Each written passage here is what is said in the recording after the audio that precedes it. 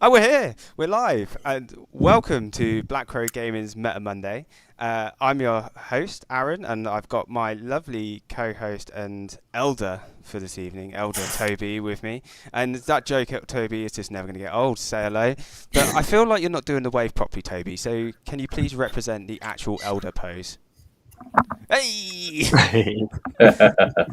And as we alluded to in our description, we've actually, tonight is the first official time that Dom is now our new co-host to the Black Crow Gaming podcast. What? Look at his beautiful face. Yeah, he's been a regular, and then he was just like, you know what, I'm actually having more fun with you guys, so we're gonna come and join and do this for us this evening. So don't worry, Mind Goblins, he's not leaving you, but Yet. We're trying to steal him. I'm literally the captain. That'd be the most mind goblin thing to ever happen if Dom just walks out on the team and goes, Builds the team. Great.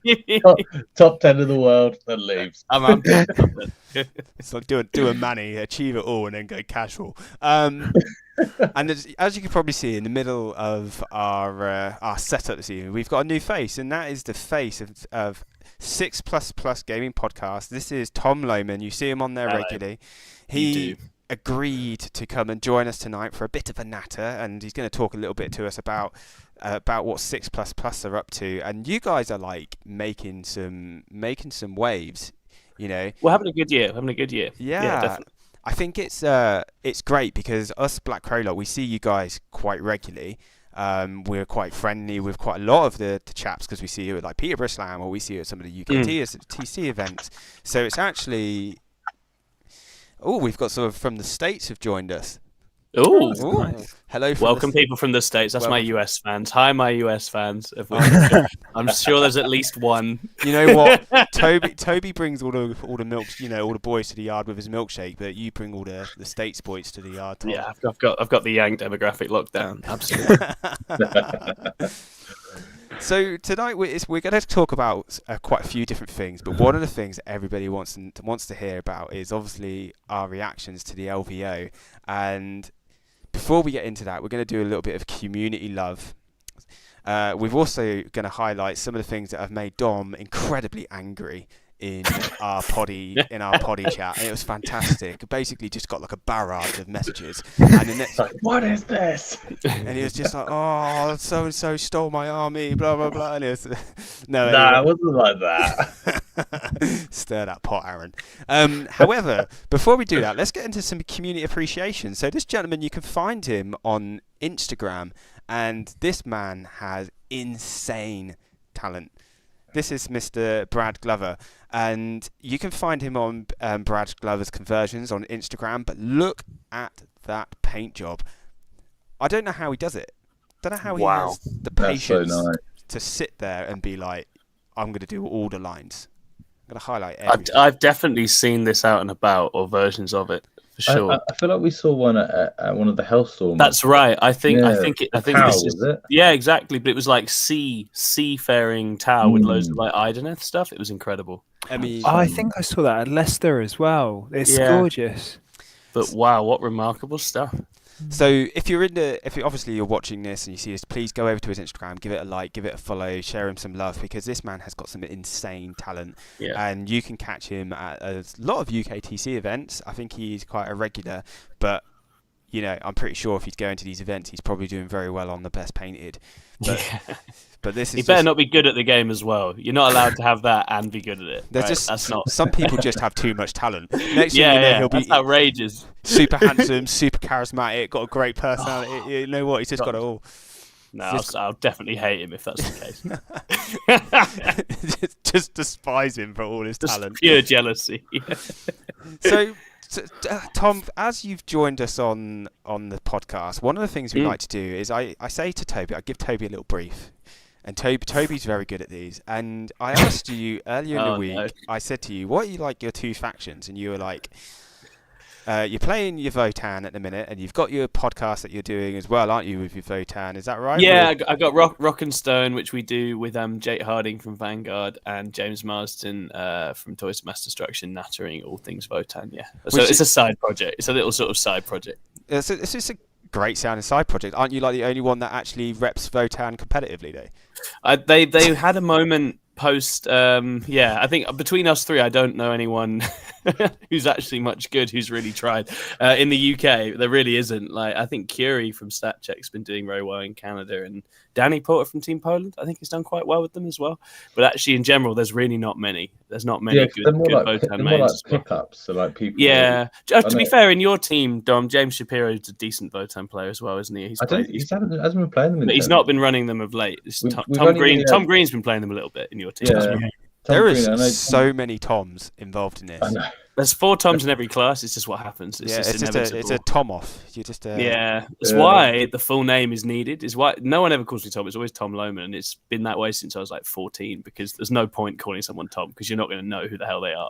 Yeah. So Tom Lomans from 6++, are you ready for your first head swap? Lay it on me. Let's have it. There's Dwarf Tom. Oh, look at me go! Look at little Tom. Oh, that's not a fair scale. And as a Dark Angels player, that's an incredibly fair scale.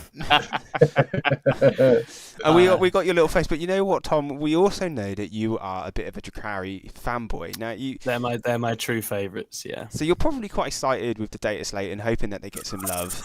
And I'm sitting and waiting. So we thought we would make you into sexy Tom. Oh, there we go. Yeah, that's the good stuff. I mean, there's photos on my phone that pretty much look just like that. Oh no, I stole that from your phone. Yeah, I was going to say, you've hacked That's off your Instagram, mate. Yeah, you've been on my Instagram. My other Instagram. The OnlyFans. Yeah, hey, I can vibe with that. We always knew you like skin on, mate. Anyway. Yeah, absolutely. So we're gonna go from there, and we're gonna talk. We'll do enough. We'll do enough Tom roasting, and let's get into a bit of Dom roasting now. Dom is finally joined the team as one of our co-hosts. It was only fair that we talk a bit about Dom's rear end. And when I say about Dom's rear end, this is kind of similar to what we were talking about with the LVO. So obviously at the LVO wasn't lost because of this moment. However, it definitely helped him win it from this moment. And here we go. Dom's rear ending of the monolith coming in from the back. I can't believe that was the only photo you took on the weekend as well. I got loads of nice photos of you, but like that was the best one. I just me bent over. Yeah. Do you know that photo? You were just absolutely violating Sam as well. That photo was hilarious, right? Because he was taking a photo, but I was so proud of what I've just done, and I built a wall of Nurglings so that the World Eaters player literally couldn't make it over halfway, and I was just sat there like. And now it's just been... He's so keen as well. It looks... You know what the best thing about this image? And I said, Toby sent it to me originally. I was like, Toby, you need to swap this around. And he was like, I know what you're doing. Okay.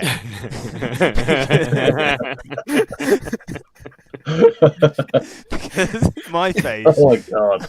Obviously, we took for the thumbnail. Toby's...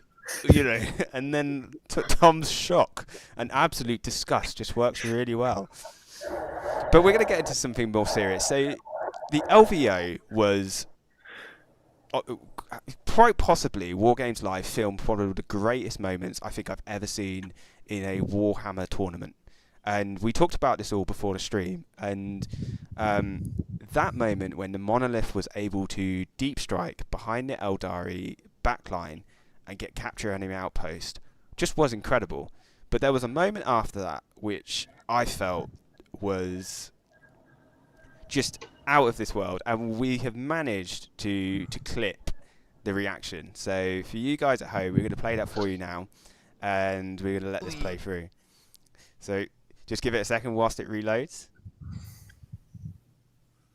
to charge them backwards? Probably not. What's the damage?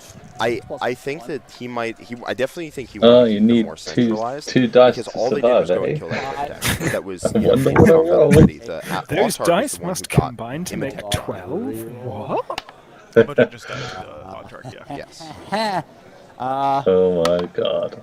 2 6-ups. Can you imagine being that guy as He makes well? both of these. Oh, honestly, One, he's automatically it's dead. the He next. has two, It's the he's bit dead. we're about to see. dead But without like having when to you use see face. the wide shot. Yep, there we go. There's the dice. my Here comes the wide Oh shot. my god! He just made both It's, six you, ups. literally- you watch that man's heart fall out his asshole. Yeah. You How much, never think it's going to happen, do you? how, And then- how much sympathy for the Eldar player are we feeling? Fuck all. Yeah. It was. They've been doing that to us for At however the many start months. of the edition, could he have not have just substituted 2 6s in if he was doing? It's pretty funny when it happens the other way around. Unreal. I mean, it's got to be the Karma. most epic final of LVO that I can think of. Unbelievable. Yeah, I mean, Hopefully monoliths get nerfed now. It's one of those moments where it's a type of play where you kind of look at it and you think to yourself, I reckon I can fit my monolith in there. And you kind of, and you're like, I'm like, and I'd like to think that this guy's head, Matt Lorette, he was probably sat there like, I can fit my monolith in there. I'm gonna do it. I'm gonna do it. And then he goes and does it, and then then they get the TOs over and they discuss it, and he's like, I'm definitely gonna fucking do it. Puts it down. TO's okay. And then he's just like, he's gonna love this bit. 20 dudes come out. Oh god. Capture enemy elbow, and you think this is Complete insanity, isn't it? It's This just is- so good. this is It's mental. that guy potentially lost the LVO Yeah. because he didn't screen out a fucking monolith. Yeah, it's tough for him. I mean, he's had an incredible run to get that far, and it's a really, really, it's one of those. It's just so meme worthy. It's just so meme worthy. Hopefully, he's able to laugh at it wherever he is. It's such a rookie You have to. error as You well. have to laugh at it. Right? And we're all going to have to be a lot more careful watching for monoliths in our backfield. Oh my god. So the moral of the story is, if you play War Games live, and you are live at a final of a massive tournament, and some guy brings a monolith, push the model half an inch back, dude. Yeah. Because Just tell them at the start that you are not intending to let them drop it in behind. Yeah. Yeah. I think honestly, like That would do biggest, the biggest thing for me proves that for every woman out there, 3 inches it matters. All right.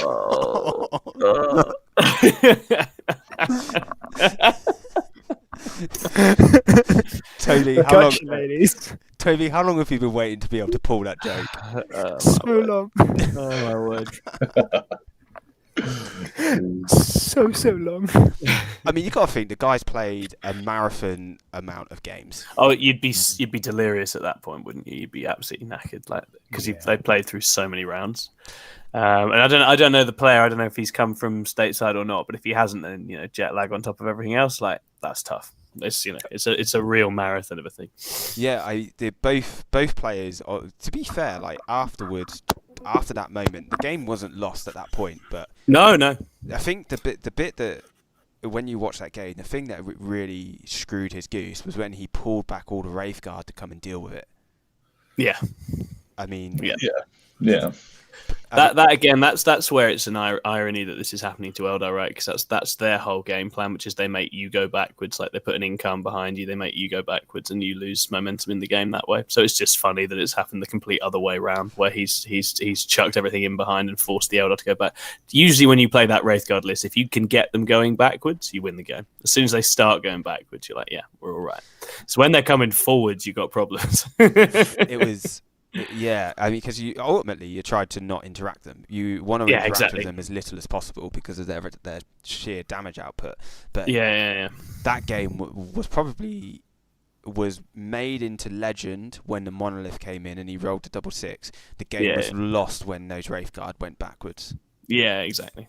And I looking at the toolkit Necrons have, I just expect Necrons to beat Eldar. Normally when the game's in a half balanced state, Necrons do beat Eldar. They're one of those armies that's good against glass cannons because they absorb what they do, then they punish them.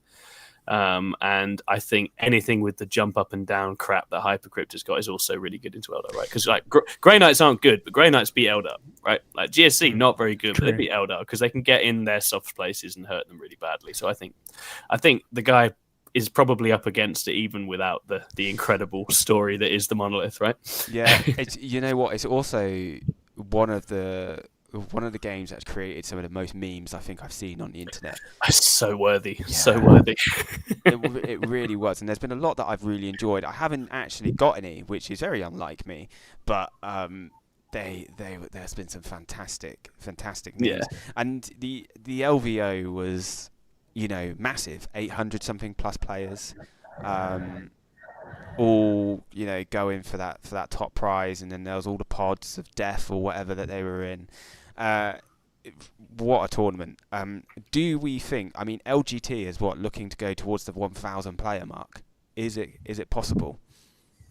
Yeah, I think absolutely so. It is. Yeah, absolutely especially is. as a crap show that like LVO had. Like, there's no need for any of the Europe or UK people to go to LVO anymore because they can just score big over here. That's right. And now ITC is being taken over by Games Workshop. How do we feel about that? Like, Frontline Gaming, and now are they still going to exist, or are they becoming a part of GW? They'll probably just manage it, but have like a decent payout. Yeah, because I suspect this happened to some extent quite a while back, because the ITC relationship CW changed in ninth, and at that same time in ninth rules took on a lot of ITC style rules as well. There was massive overlap between the missions we had back then and how ITC missions had been. So I suspect they've been collaborating to some extent for actually a lot longer than we necessarily know. But this is the sort of the formalization and the finishing of that. What that'll mean for US events, I don't know. It'll be interesting to see what they do, because US is so massive as well. Like, you can, like, it just kind of golfs. I mean, we have a lot of events within a few hours of one another, but in the US, they literally have to fly across the country to be able to get to it. So it's why we're better than them. I honestly think, like, just turn like 6++ turn up, like your whole team turn up to an event, get like everyone in the top 20.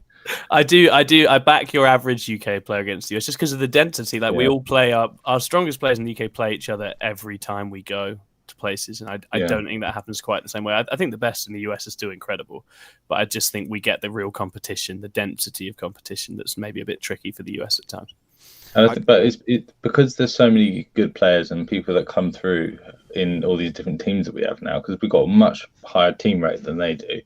Like, it's just going to make everyone better because the level is just going to grow and grow and grow. Yeah, teams especially. I mean, it's growing so quickly. Like, the teams event we've got coming up is like 30 teams more than the last one was.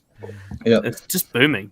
Absolutely booming. And I think the one in May in Birmingham has got even more. I mean, we're taking Black Crow alone. We're taking 25 players. Oh wow, that's tons. That's epic. Yeah, I know. So when are you gonna get any good players? Hey, well, Dom, you'll have moved over to them by then anyway, so they'll have you involved. I mean, you can sit there and you can say that as much as you like, but look who's on our podcast. Yeah, I like you guys. It's all right. We might not have the best players in the world, but we're the best dressed players in the world. So we'll just take that. I mean, come on. Yeah, pretty sharp threads. You know what? Black is slimming. We just to go back to the actual Warhammer rather than us. Warhammer. Yeah, Warhammer. That game we all play. Yeah. I was thinking about this, Dom. At the Peterborough Slam, we had a quick check of the faction specialists that were there, and I think there was about 6 or 7 of each faction's top 3 players in there, and there was the top currently ranked. I know we're early in the season, so this was partly why, but there was the top ranked Eldari, top ranked Chaos, obviously yourself, 3rd place Votan, which was Tom, 2nd place Dark Angels.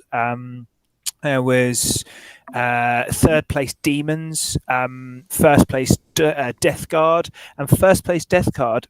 Love you to bits, Ray, but obviously it did only go 2 and 3. So like that kind of shows. Tournament. Yeah, it shows that. I mean, obviously we had top Thousand Suns, and we had top Sisters, but he was on NIDS. Yeah. And literally top Sisters and top UK. So we had 2 from the top 3 in the UK there, which shockingly was the final. And Sam, I keep on forgetting Sam. Bless him. I feel so bad about this, but yeah, I keep on forgetting Sam, who is I think currently 3rd for World Eaters as well. This is because Toby. This is what you are. You're a tanking Toby. I am. Yeah, I know. It's because he also absolutely kicked my ass.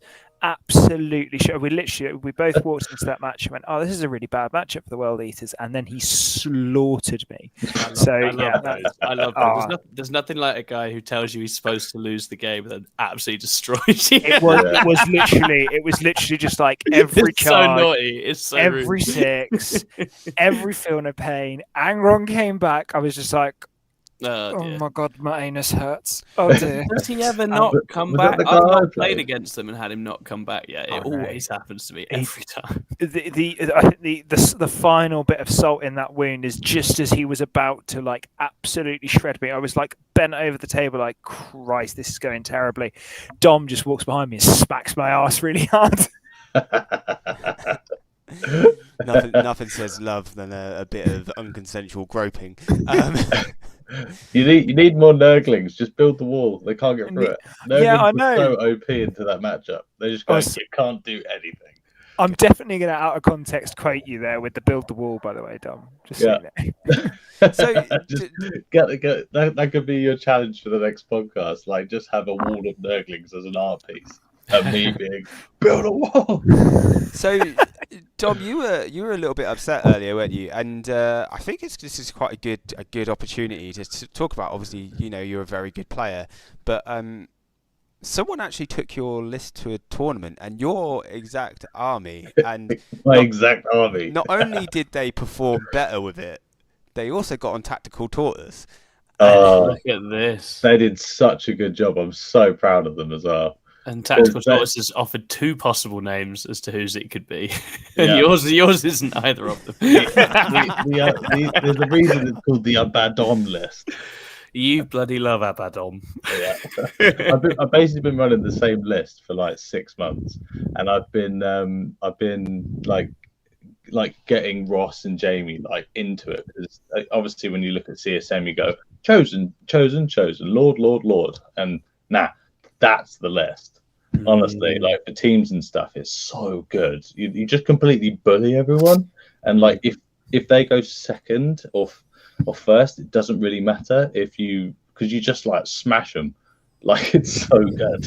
It's so can't move anywhere. Overwatch. It's so good. But the army list basically like keeps you away whilst you get shot to pieces. And like you can't because it was originally built to counter Votan, but you're rude. Purely it was only to counter Votan for Hellstorm Wargaming, because there were so many Votan players that I knew that were going. And I was like, I'm fine into CSM, fine into Elder, fine into Marines, all this sort of stuff. I only care about Votan because of the weight of shots. I was like, you know what, let's just build the counter to it. So I built the counter, and then I realized it just countered everything else as well. Like World Eaters, you think it's a bad matchup? Fantastic matchup. You just not with that amount of guns. Yeah. But it's, I like it. Yeah, it's great, and the boys have been like running it for weeks and weeks and weeks now in preparation for this. And Jamie's just recently joined as a Mind Goblin actually, and he's running. He replaced me on the ITT team because I'm going to watch Six Nations in Wales. Oh, lovely! So I'm thoroughly going to enjoy that. But he's going to do a great job with it. But yeah, they basically have been playing it for like weeks and weeks and weeks, and then they were like, right, let's get ready to unleash it upon Winchester, and then they both went 1 and 2. So both 5-0. Oh, I'm so proud of them, boys. They worked so hard for that as well. Yeah, very. But good. it's my list. It is my list. You're not Do you think salty. that one, maybe that one will dodge the nerf stomp because it's not so much of the usual stuff, right? It's going to dodge it, and I'm going to be happy, and it's going to be that Fucking list weave. and a Mauler theme meta. Nice. So what we reckon? There's been a discussion about when the Data Slate drops, and everyone's like, it's got to be a Thursday because it always drops on a Thursday. It has to be a Thursday. I hope they troll everyone. People are a bit. Me and Dom were both getting stuck in with. We were in a couple of local chats. People have been a bit crazy about this one. Have you seen that? People have been a bit nuts about it. Yeah. Like last week, they were like, "Well, they only put stuff out on Thursday, so it must be this Thursday." And then the time went, and everyone was losing their minds. And it's like, you've got no idea when it's coming. They've not told us a date. They've said end of January. That's all we've got. We're running out of days now. So people have been discussing. It is this week because they did say it on Reddit. Must be. Yeah, it must be this week. So they said today there was going to be talk of new models, which they said. Thursday they're talking about something else, which they've already said. They've already said that all on the other days that they're talking about other bits. So it literally leaves tomorrow, where they. And I kind of hope that it'd be really funny that they break the Thursday, because if they bring it on Thursday, they're just fueling nerds. Well, they've done it on a Wednesday before. If they drop it on not when the nerds are saying, I think that would be great. If they drop it within the timeline they gave, not when everyone's been saying, it would just teach people to just shut up and just wait and see what happens, rather than trying to second guess it and then getting angry when they second guess it and they're wrong. People were angry on Thursday, and I was in chats being like, "You're angry about a completely made up date that you have decided is the date for no reason, and then it hasn't happened." And it's like, what's wrong with you? I mean, I think that. Sorry, Tommy. Sorry. No, go, Toby. Go on. I was going to say, like, it annoyed me so much the amount of people having a pop at GW marketing, and I'm like, that is a community manager, not a rules person. Yeah. Calm down and be an adult. They weren't expecting people to be randomly up their ass about this on Thursday, so they didn't have a reply because they, as there's always a mistake, assume the community aren't very, very, very chaotic. Yeah, and got caught out again. But there we are. We are excited for it. I'm sad it's not in play for ITT. I'd have loved to have the slate for ITT. I hope they do it right though, because I honestly right now I think the meta has caught up with CSM. The CSM build with the Chosen, the Lords, and everything. I think everything has caught up to it now. I think people know how to play against it. It's been around for so long, and people build for it. You can see it loses to Necrons, it loses to some Votan lists, all that sort of stuff. But the lists that the boys ran at Winchester, no one's running those lists. So I hope they just don't nerf that sort of thing. I hope they don't do a blanket nerf over CSM and just be like, get to the bottom of the pile. We'll see you in another edition. So that's what they always do with CSM. They nerf them, and then you never see them again. So you mean we're calling it the Custodes? Yeah, the Custodes now. Where they put them in the ground. They literally that's what you call a blanket nerf. Let's take away take away their rule, and just make it so that their rule is almost irrelevant, and then increase all their points. Yeah. But I don't think Custodes are going to get as much love as maybe. I hope. I think so. I think the they don't need much love to get right back in it. I don't think. Only needs a bit. The dev wounds. Well, the thing is, I almost think the dev wounds thing will be irrelevant because Forge Fiends are gone. Like they're gonna be about 220 points because they're gonna over nerf them, and then what they'll do as well, they'll probably lose the dev wounds. And then they'll be like, well, what is this? And then you look at Thousand Suns with 130 point Forge Fiends, which they're not taking. Hey, I ran two. They were fun. They're great. But I think there's going to be some factions which are going to get absolutely smashed, and then I think there's going to be some factions that they'll forget about. Yeah. Like I'm almost wondering if they're going to forget about some factions like demons. Yeah, like demons. Poor demons players. So expensive. Yeah, like they're like bloodletters for 140 points. They should be 90 points. Yeah, they are. Yeah, demons are one. I think the base rules for demons are good enough that they just need a bit more stuff, and then they could be genuinely quite interesting. They need to keep the big stuff expensive, but everything else needs to. It's the little needs to guys, keep isn't it? Yeah, your troops and stuff. Yeah. But you need to be.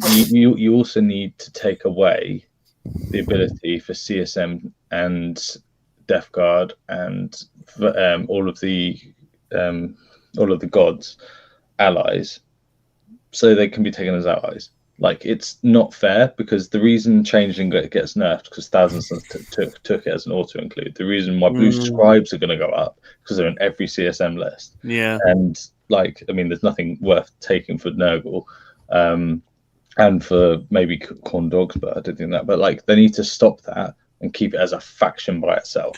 I think that would be a smart change, because that's part of the issue for CSM, right? Is that it's hard to genuinely gauge the strength of just that book, because you're never playing just that book. You're playing it with little bits of utility it doesn't normally have, right? If you just had to run like Raptors or some shit, not Nurglings, suddenly it's a very different ball game for scoring. Yeah, I've got a loan up for 65 points and yeah. 4 units of Nurglings to literally stop the one weakness we have, which is being outmaneuvered.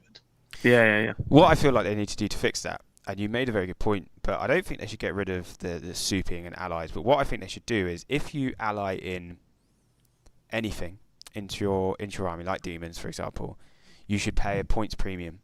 They should go up in points. Oh, yeah, that would do it. That would do it. Cap it at like 200 points. You're only allowed 200 So say points. you bring in a changeling for a mono chaos demons army, changeling stays at 90 points.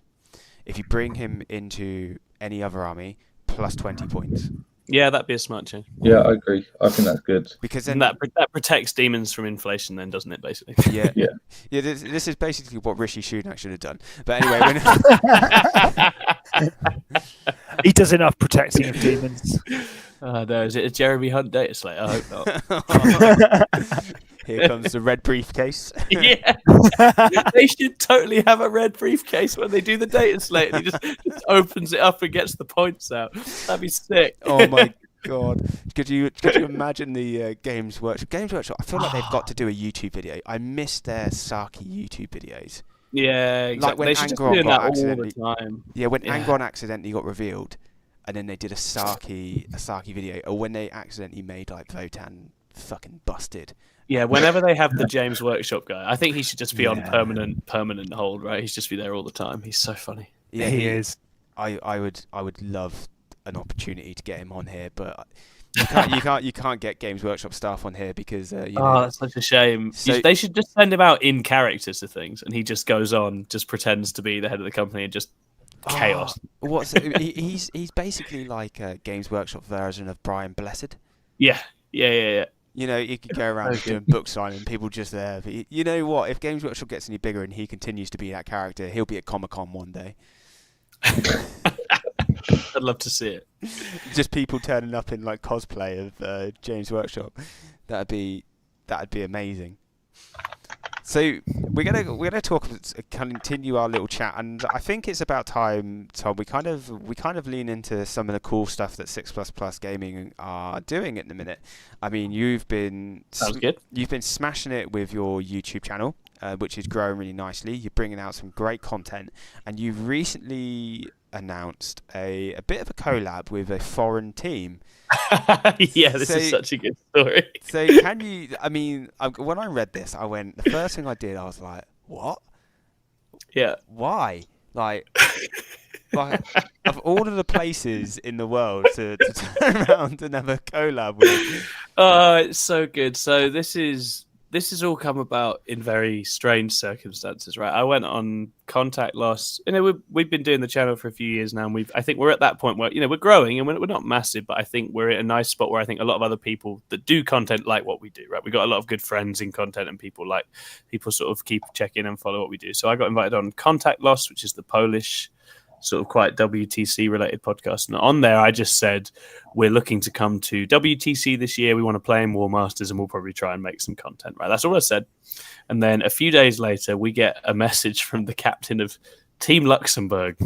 And he says, apparently you guys want to come to WTC. Why don't you coach and get involved with our team and sort of make some content out of that and do a sort of collab like that? And so me and Chris get this message, and we're chatting like, this is the coolest underdog story since Cool Runnings, which is one of my favorite teams. My favorite films about the Jamaican bobsleigh team. If you haven't seen that, go and watch it. But we were just like, oh, look at that, it's so funny. And they're a very small team. They're very pragmatic about their hopes in WTC. But for us, I guess, we're very new to that whole world. We only really became aware of it a year or so ago anyway, the whole international scene. And we just thought that's such a fun story to make some videos about and make a story about. So yeah, we're gonna chat with them and do some scrimming and prep with them and sort of help them get up to date before that. And we'll be sending some coaches out for us. It's great learning because we'll learn more about coaching and pairings and everything else, which we're still figuring out. And it's a hell of a story, and it's a free hit because it's Luxembourg, so the expectations are really really low. But we're gonna bring some magic. We're gonna get them all the way. This is gonna be their year. Oh, I wish. Can you imagine? It was so random. What's the better odds? That's what we're about. We just love a good story, man.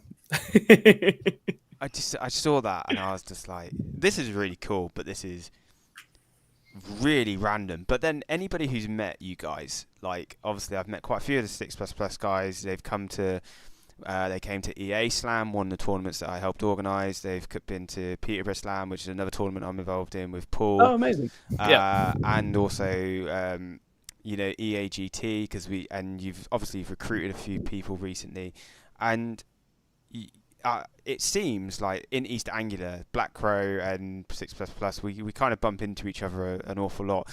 Dom just seems to have just like shuffled his way in with his little mind goblins and been like, "Hey, I'm here too." And well, there is overlap, right? Because we've got a few in Bedfordshire as well, and Dom's down that way, right? Dom's not far. That's my hunting ground. So yeah, exactly. That's his hunting ground. Hunting ground. We've got these little territories that kind of form one of those. What's the thing with the rings? Is it Venn diagram? Is that what it is? I'm going to pretend like I know what you're talking about. We're gonna say it's a Venn diagram. It is Venn diagram. I'll draw you one after this and help explain what's happened. But because like obviously we Black Crow, we're very similar. Like we've got a big following now in East Anglia. We've got our main core group is from the south. They tend to do very well in the tournament scene down in the south coast. Mm-hmm. Then we've got some guys now in the north. We've started a team up in the north who are, and we don't have any limitations. You can be completely new, and just we're a more community focused team. And we've just got like quite a few players who have been doing quite well recently. We just don't have the confidence like some people in the top right hand corner of this screen does right now. He's never lacked for confidence. That's one thing you can say about Dom. He's a confident man. It's all in the beard. I think the beard does add a lot. It's such a nice beard. It is. He's got a strong beard game. Quite powerful. It's got like a point going on. I haven't got a good game game, so I can have a big game. And Toby's just sat there being like, "Oh, please don't bring me up. I've not shaved in the last 2 months." I was really hoping to play Toby last time we went to an event. Well, that would be good crack. We probably will bump into each other soon because I made a point because I was waiting until Data Slate dropped until I committed to anything else. I've got 4 or 5 super majors booked for the future, and I may well do a few more. I'm not starting my tournaments after Christmas until the end of February, where I'm at a doubles tournament, because I'm literally just sitting here like waiting to see what happens with the army that I like to play, and just see what happens. And I think there has been. Like I said to Paul when we were talking about Peterborough, I was like, "You're brave doing a tournament like that early into January," because I feel like numbers have dropped off a little bit. Like if we have a look at Meta Monday, and Tom, we know this is why you really wanted to come and join us, is so that you could come and review the meta with us. And that's the only reason I ever go anywhere. Absolutely. Just this is your life now. The Meta Monday. But we kind of have a look at this little article, and we do it because he puts an awful lot of time into it, and it's cool just to advertise this guy's work, and he does some cool work. That guy, that image of a Tau is actually a Tau World Eaters model, and that is absolutely sick. Wow! That is sick. It'll be a demon print, I bet. It's absolutely gorgeous. Cool, I love that. which is very nice. But like you said here, there was 11 events this weekend. That's 11's GTs across. Okay. He covers like the globe basically, and 11. That's not very many, is it? No, it's not tons. But this was a 201 player in Australia. Hey, there's Brody. Brody doing Brody things. Is he back over there now? Yeah, I think he's been back in Oz a little while. Oh. He was killing it in the UK a couple of years ago. Yeah. Well, he's obviously smashing it over in Oz because he got an 8-0 with Space Marines Vanguard. Good old Vanguard. Yeah, it's very powerful. This is where it gets really messed up when you do like 8 rounds and you go into like pods, because that Tyranid player is a 6-2 and he's placed higher than people who have gone 7-1. Yeah, that is weird. Yeah, that is weird actually. Which I just don't think should be a thing. But you've all played the same amount of games. Why is he placed higher? This is where it gets really confusing. But then the next closest tournament to that is a 50-player 5-round in basically England. Vanguard again. Which is Space Marines Vanguard. It's almost like there's something coming on there. Very decent build, that, isn't it? It's a very decent build, that. Those Centurions are nuts. It is really crazy. It is almost as if John Lennon might have played it recently. It was remarkable because no one was talking about Vanguard till he got it out. And then it was like, oh my word, that is phenomenal. When was the last time you heard the phrase Centurion Devastators and competitive in the same sentence? I'll tell you when, because I remember, and it was when Imperial Fists were insane, and it was a long time ago. That's before I started It playing. was 8th edition, and Imperial Fist Centurion Devastators could kill basically anything they looked at. And then they got nerfed so hard that they literally still aren't back now. Oh my god. It was with all the heavy bolters, wasn't it? Yeah, it was. Yeah. That was just... It was like extra damage against vehicles on everything. It was just uncomfortable. Yeah, it made them like Oh, damage-free yes. bolters. I remember that. And they had like a mortal wound bomb. They had it all. Yeah, they were absolutely crazy. And then they honestly got nerfed into basically non-existence forever. Yeah, dust. They've never been quite able to recover. They've never come back. They've never come back. Never going to financially recover from this. Until now, apparently, though, they're finally back. And yeah, well, they exist. Things. Yeah, they're around. They're definitely Still around. not the bolter ones though. No, exactly, Oh, no. and not as Imperial Fists. These Vanguard is technically Raven Guard, isn't it? It's Raven Guard. Yeah. Yeah. I do love that it's the Raven Guard list, but everyone is taking the biggest, chunkiest, heaviest armored guys ever because their ability just helps 2+ armor saves. Oh, Yeah, I love that audio book where Shrike's just sneaking around with all the Centurion Devastators. Shrike is well good. It's one of my favourite ones.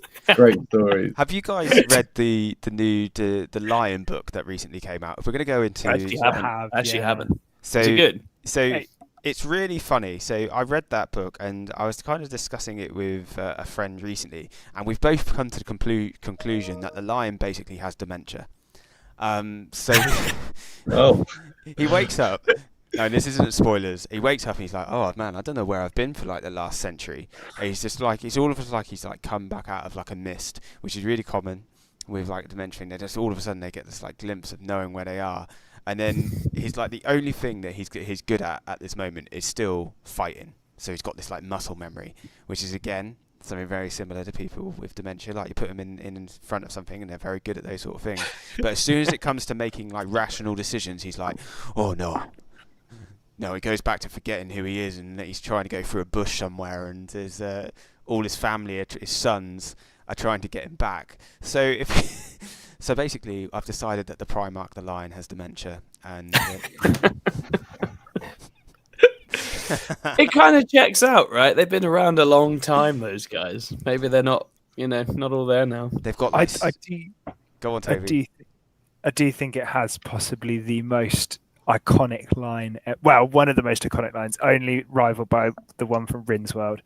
But as the Lion has this Chaos Sorcerer on the ground and goes, just this is not a spoiler, it's very early in the book, and just get a random Chaos Lord and just goes, "What warp sorcery have you done to me?" And he just goes, "Nothing, you just got old."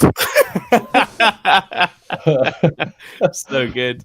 Imagine that being your last words to the literal like executioner of the entire universe. Amazing, Do you know- absolutely I amazing. love the fact when like the guy who was writing that, who obviously like wrote that book, and he was just like, mic drop, bang. The Chaos Lord now has relevance. So we're going to have a look at a little bit more through this Meta Monday article, and Let's again, do it. it's very, very short, but we're going to look at Poland. We're going over to Poland. It's a 48-player, 5 Good rounds. old Poland. And my second army, an army that I'm really loving, is the Chaos Knights. They went 5-0. The sad, and then Poland showed its colours. Second, third, and fourth. Eldari. They're slipping into being the bridesmaid a little bit. Eldari. They've been headed that way for a month or two, and it's time for them to not even be in the wedding. Yeah, well, I think everyone's bored of them. Oh, so bored of them. I'm going to say this now. I'm already bored of Necrons. Like that race build needs to calm the down. Chill out. Chill out with your race. I know exactly what you mean. Do you know what the best thing is? When the LVO was one of the best things that ever happened to Monolith stock at Games Workshop, because if they had a surf, and if I look at Nile, go onto the Warhammer page, I guarantee it's probably still sold out. Warhammer, for sure. Monolith sale. What do we reckon? Is it sold out? I reckon Surely. Here we go. Oh my god, I've got to tell them where I'm from. If it's not sold out, are you committing on screen to buying one right now? Yes. Temporarily out of stock. Notified. He's been saved. He's got away with it. He's got away with it. I wish I could be as cool as that guy and put a camera in it and be like, boom. That's Monolith. really fun. That was Monolith can. You can do like LED lights and stuff on them. That's pretty fun. Got a little disco Monolith. Disco It's awesome. Monolith. Yeah. One of our guys has got that locally, and it just looks so sick. Mwah, it's great. Just dropping the YMCA Monolith down. So as we're going to go on to the next one, which is Dark Sphere in England, 45 players, 5 rounds, and that this is my boy Nassim with Guard taking it down. Yeah, 5-0 Guard. So Guard are like 44% win rate, except when Martin Cooper or Nassim play them. Those are the only two Guard players in the world that apparently know how to play Guard. So when I spoke to Martin recently, and I was just like, "Come on, Martin, what is it?" He's like, "Look, I don't want other people who play Guard to start doing well with Guard, because right now I'm loving it, and if they start playing it and work out what we're doing and how to play this list, it will get nerfed." And I've got my Guard ready. It's ready to go. Yeah. Doc, this is They'll be all right. I don't see them Manticore. getting much. I think they'll be fine. It's just Basilisk might get a little tickle, but like the indirect Manticore, maybe, but like not the rest. indirect has always been a problem in this hobby. Like ever since it's been introduced properly, they've just never been able to get it right. They're either going to point it so much that it's irrelevant and no one takes it, or it's always undercosted and too OP. Completely. They just don't know. I don't think they know how to fix it. It's just not an interaction that works well in this hobby. It seems, especially not in the meta, because do we have to go back to Desolator spam? Like that was. Oh, don't! I'd forgot about that. Too much. I think that was worse than the Night Spinners. Oh, 100% it was. I've got 15 sitting on my shelf. At least the Night Spinner looks quite pretty. Desolators. Yeah, Just I nice. love the gun. It looks like a little spaceship. Yeah, it literally does. It's like he's got a little spaceship that will fly off the top of it and go off hovering on its own. There were some really cool conversions, like with them like being shoulder mounted and stuff. But yeah, that was okay. Okay. Those models were cursed from the moment that they came out, and Manny looked at them and was just like, "I'm going to go win Manchester UKTC with this," and went and did exactly that with them when they first dropped, because he just looked at it and was like, "These are dirt cheap and broken." Yeah, when I don't know how they were released as cheaper than Hellblasters. Yeah, when they were first in the index.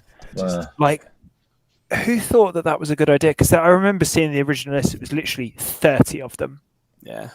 Would you just keep on taking the price up on indirect, or do you think we need different rules for how it works? I think it needs to be completely stripped back and rethought of. I think the thing is, with if you continue to points increase, at some point you make it irrelevant.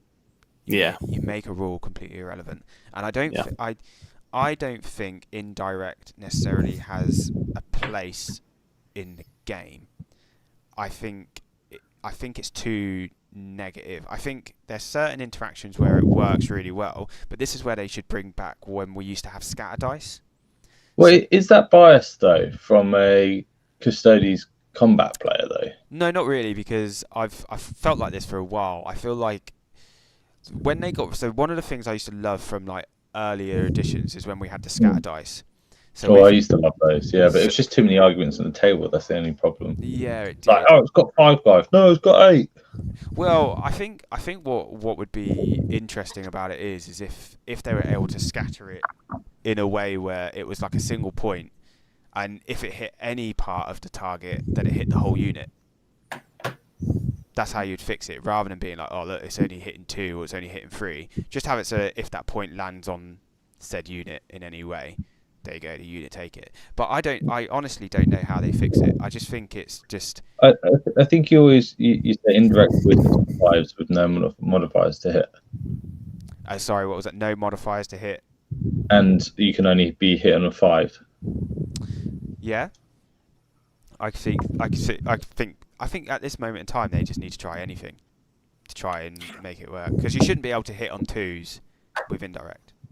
I think that the idea of spotting units, like take a mix of the Tau and the Scout Sentinels rules, and that you have to have a unit spot what you want to shoot, so that then you could still have. That's a good.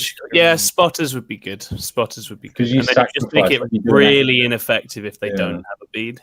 Yeah, exactly. So I think that basically make it like Overwatch, that if they don't have a bead, they're only hitting on 6s or 5s, like Dom said. But then if they've got a spotting unit that can go and do that, you do what you like. Yeah, exactly. So I think that would actually completely balance it and kind of fix it, because then you can still fully hide and you won't have any problems. And the main thing with Night Spinners is the -2 to move, which I don't like in general. Trust me, Votan don't like that. No, I don't. They really don't like that. I mean, I had it with Gravis Armored Marines against Basilisks, which was not fun. I think my Eradicators went about, they were wandering up 3 inches plus their advance, which was -2 as well a turn, and they were very, very sad about it. But yeah, I think I'm not sure about that movement modifier, but I think indirect actually is quite a simple fix if they think about it.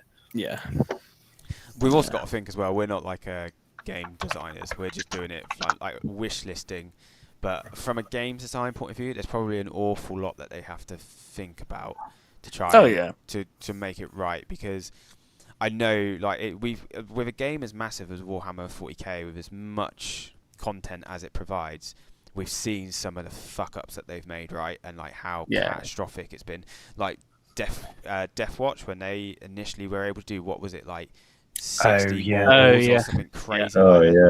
And they had to fix that. Immortals the other weekend for like one weekend, and then it was gone. Like every now and again, something just. That was fast. That fix. Yeah, that was. You got to say they dealt with both of those very quickly. Well, it's because they knew that it was game breaking.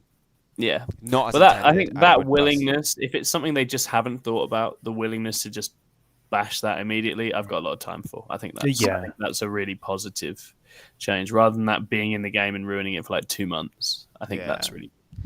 And I'm glad that they're able to do things like that, and that's why I've got quite a lot of hope for the upcoming slate. I think Warhammer 40k is in a really good position.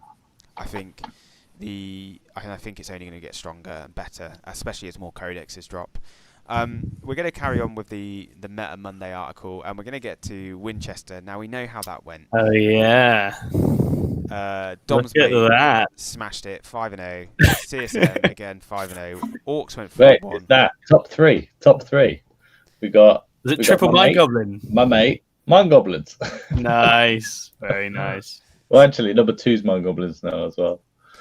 So he's not bragging at all. But there's the next one is a tournament in France. It's called Nida's Not Dead. So I don't actually understand what that means. But it's 44 players, 5 rounds, WTC scoring, and that was Necrons. Canoptic Court. Yeah, Canoptic Court first, Hypercrypt second. It's another one of but this is where it's weird, because it's WCT scoring, right? So the guy went 3, lost 2, but he went above all of the other 4 and 1s. That's so weird. That is really weird. I don't know how I feel about it. Isn't that drawing 2? So we actually Maybe it is 2 draws, but then you've got a tower with 3 and 2 draws in 5th. But I guess maybe that's the same total value across it. Maybe But, this is just because of like how WTC works. Yeah. Like that CSM player. It's the French anyway. They got their own thing going on. It's fun. It's all good. I do Shut think up it's there. interesting though, because the WTC scoring is meant to kind of stop the armies that just go and sit on objectives and just do cleanse and deploy teleport homers, and that's so very much like boring, isn't it? yeah, exactly. It was kind of what Manny was talking about and why Glasshammer are doing it that way in one of the previous podcasts. So I think it's interesting that 2 Necron players ended up being in the top still. Yeah. When like usually we would that's their associate jam. Yeah, exactly. Yeah, usually we would go, oh, it's Necrons. Okay, well they're taking fixed. It's going to be Wraith blobs, and they're just going to sit there. But very clearly they didn't. They were stopping their. I mean, yeah, sure, they'll deny you primary and everything like that. But they probably won't deny you many secondaries, which can kind of just help you get there. So I think that would actually have been a really interesting tournament to have a look at. I agree. It's I can't wait for Glasshammer just to give it a go. We will play a bunch of warm-up games in WTC scoring just to try and work it out on the build to it. But we are looking forward to that. We're going to go over to Germany. This is what I mean. So I love the Metal Monday because this guy literally covers global tournaments, and I'm not going to try and pronounce that name. So I'm not going to insult anybody. 30. What was that? Sorry. Is it Schwarzwald? Schwarzwald. Yeah. Schwarzwald. In Black Forest. It's the Black Forest. Oh, Yeah. no, isn't Schwarz like the? Black. No, I was thinking about the herb maker that you can buy at Tesco's.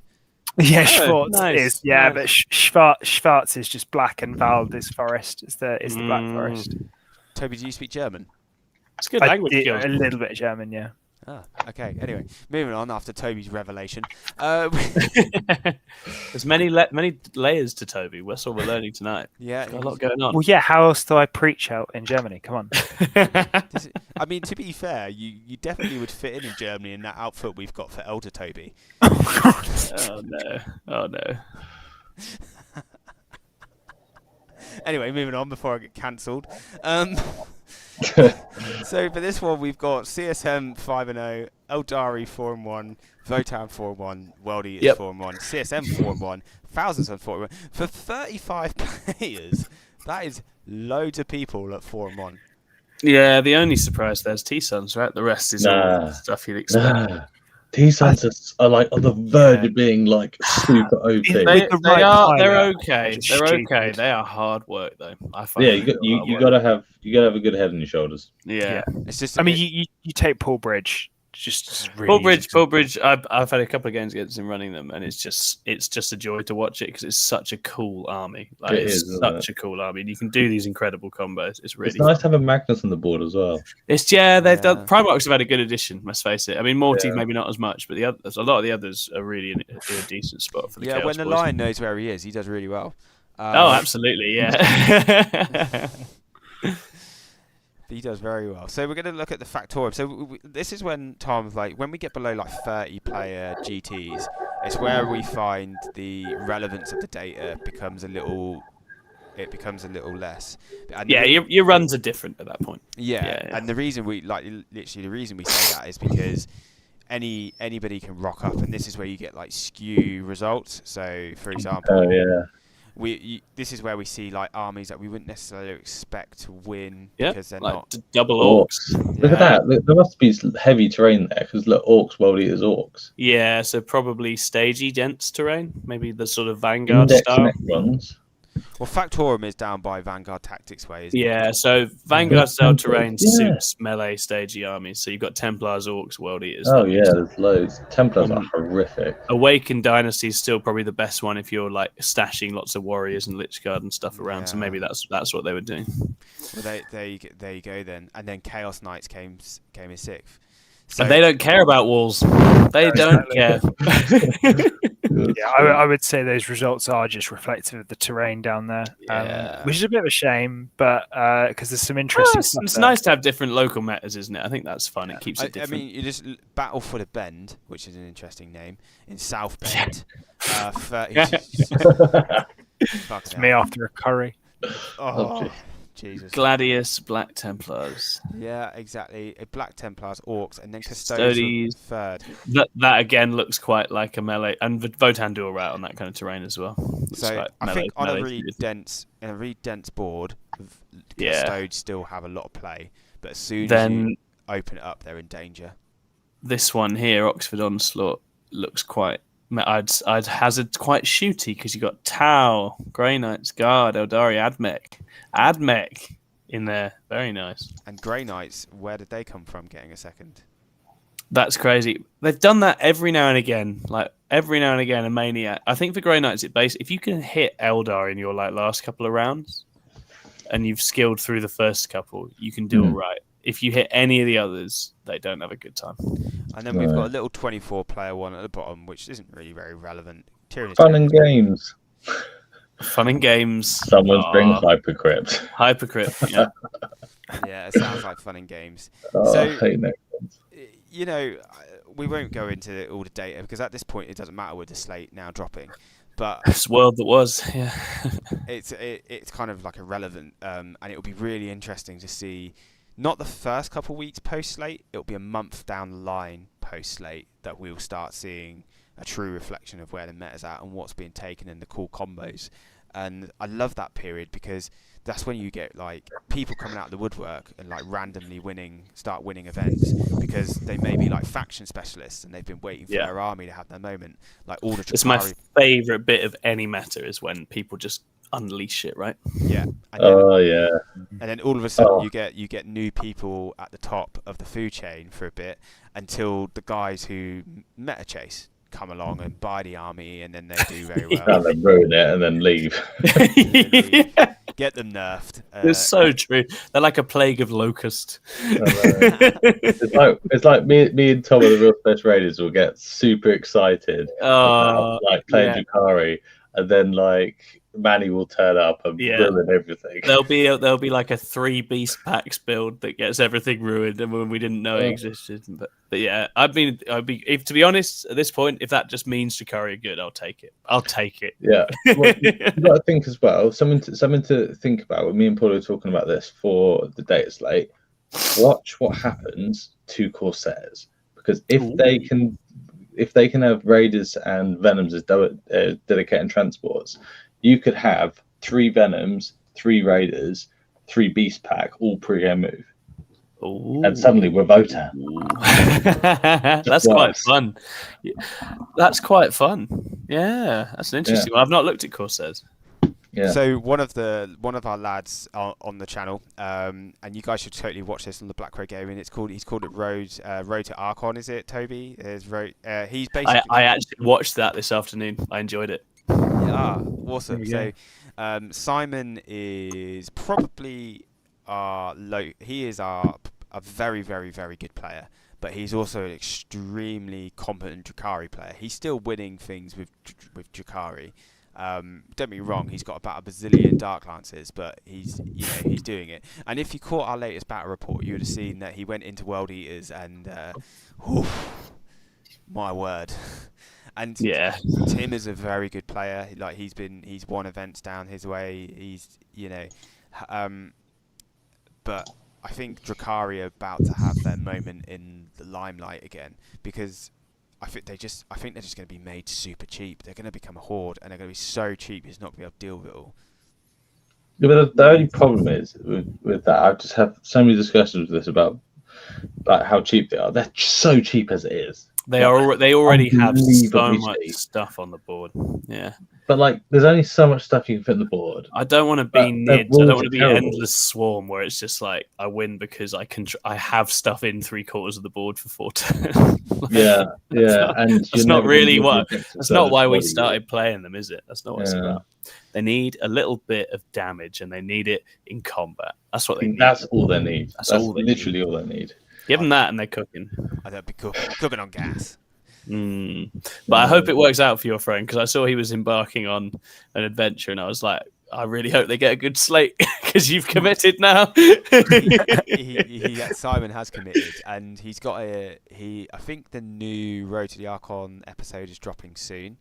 Oh, perfect! It is, yeah. So he'll be going through that. I mean, he's really going through like a journey with it, and I actually really like the idea of like this sort of Road to the Archon, it's kind of a cool way of like our team members being able to kind of talk about the factions that they've picked and why they're doing it and what trials and tribulations that they're having, and maybe people out there who watch the content can then sit there and relate and get some like fresh ideas and kind of work through that themselves. But I think this is probably a really good time to sort of look at rounding off the podcast. I want to just say a massive thank you, Tom, for joining us tonight. It's been my pleasure. Thanks for having me on. It's been really fun. It's been great having you. You've been able to do the Meta Monday and how we go through it all. You've had your moment in the limelight with your pictures. Who wants to see sexy Drakari? Oh, yeah, let's bring sexy me back. That was good. He's bringing sexy back. This is the goal. Give me 3 months. 3 months in the gym, I'll be there. It'll be fine. He'll be this slender. Yeah. And pulling this face could be like, hey, how have I done that? Yeah, exactly. But guys, if you've liked our content, we are sponsored by Terrain Forge. They do an amazing MDF style cutting terrain. We've got their link in our description below, so please give that a look. You've also got the 6++ channels link in our description below, so if you don't know their channel or you want to go watch some more cool Warhammer content, just click on the description below and you'll find it in there. If you've enjoyed what you've seen tonight, obviously we've been Black Crow Gaming. Give us a like, a subscribe, share. I hope you enjoy our content and continue to watch it. And join our Discord as well. Come and have a chat with us, get to know us a bit. That's just free to join. Anyone can join that and just get involved. But this is us guys from Black Crow. Thank you all for joining, and hope you all have a good night. Go on, Dom, give us a wave. You're now part of the team, baby. Yeah. See you later, everybody.